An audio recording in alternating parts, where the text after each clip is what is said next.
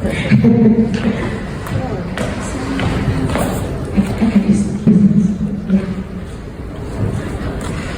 everyone, good afternoon. My name is Allison and Cott McEntee. I want to thank you for all being here today. I first want to say I am so deeply sorry for all of your loss. It is an unimaginable, tragic, and preventable loss. I also share in your pain. I lost my little brother, Stephen Van Cott, June 25th, 2017, and my family is still heartbroken. I feel the best I can do is join the fight. All of you being here today means that you too have joined the fight against fentanyl. I would like to give special thanks to Suffolk County District Attorney Tierney and Assistant DA Megan O'Donnell for inviting me to speak to you all today. I also want to thank our law enforcement, our local politicians, and the amazing health professionals that work tirelessly in recovery, addiction, and prevention. And to all of you, the families. I especially want to thank the people that are here just because they want more information or they're concerned about a loved one. Almost 3 years ago, I started a radio show and podcast at Stony Brook University's own WUSD called Play It Forward, with the goal to create a peer-to-peer advocacy campaign about the dangers of fentanyl and substance misuse, and share it with all that are tuning in. So right now, I want to give a really big, great shout out to my amazing co-host, Kurt Hall, who is the Director of Operations at Suffolk Community.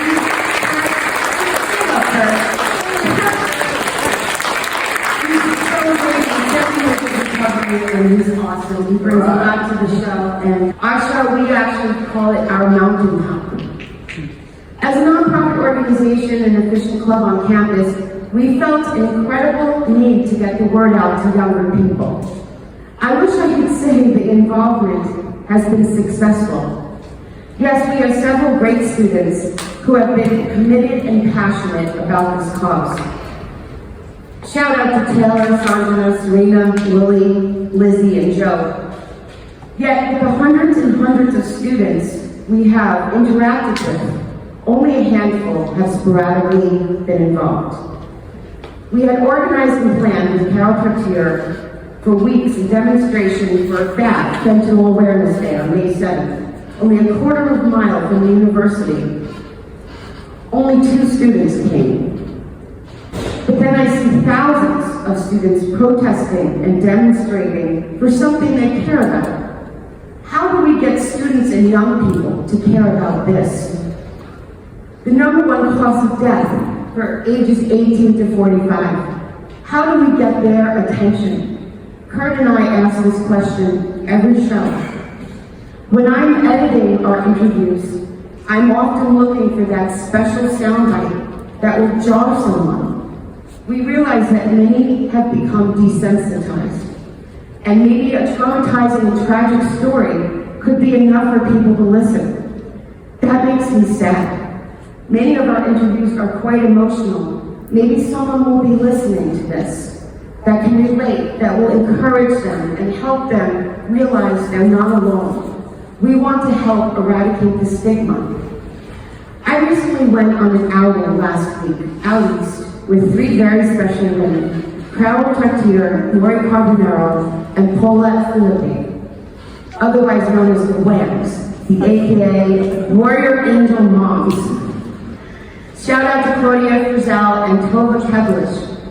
We visited Tova's unique boutique that is in honor of her beautiful son, Gavin, who was lost to a fentanyl poisoning in 2016, her only son.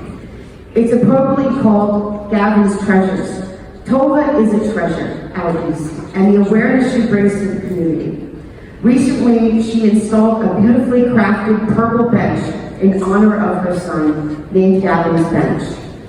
All of us gals were on a hunt to find it, and when we did, we were elated. But that quickly dissipates when you realize why you're there, and the feeling of grief sets in. I hope that Gavin's Bench is a reminder of the beautiful young man he was, and a symbol of needed change. A passerby offered to take our photo, and asked us to tell the story about the bench. She was so taken back and clearly inspired. but yet sad.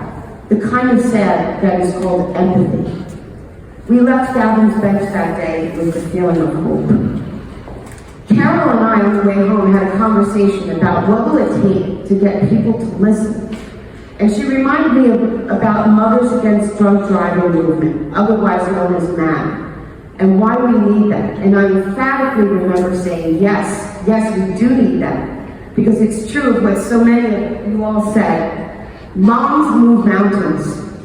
But then we went on to say, let's hear it for the dads, because we are starting to see more fathers speak out. We need everyone to speak out. It made me think about the follow-up for Mothers Against Drunk Driving, which was Students Against Drunk Driving, otherwise known as SAD. We need this again. Let's think of a new acronym. Let's think of a new social media challenge. Let's think of something that will get people's attention.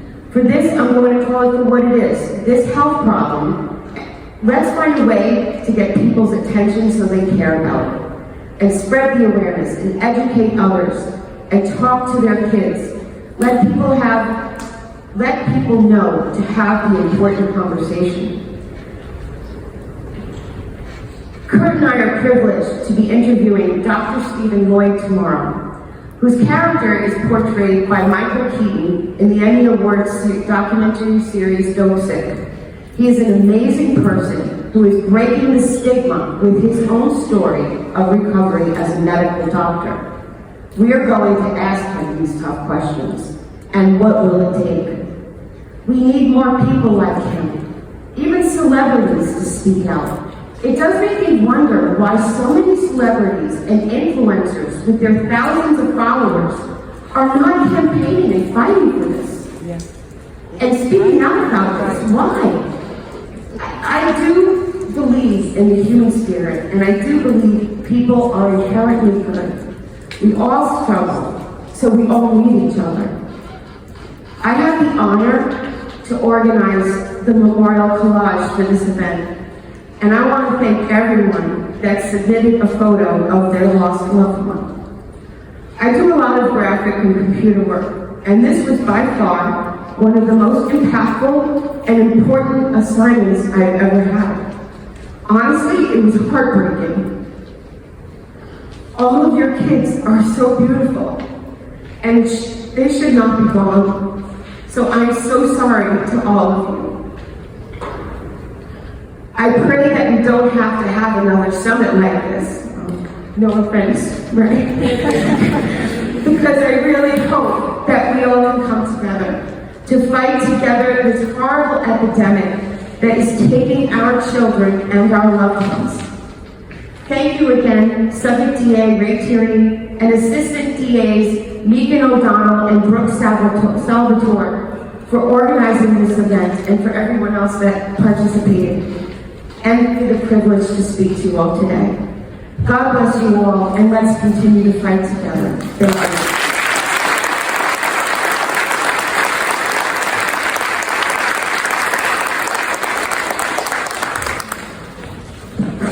Okay, thank you, Linda, Anthony, and Allison, for not only having the strength to share your stories, but also your insight, and thank you for your partnership, and continue to fight. We know that you have partners here. We're going to end the day now the way we started, with DA Ray Tierney.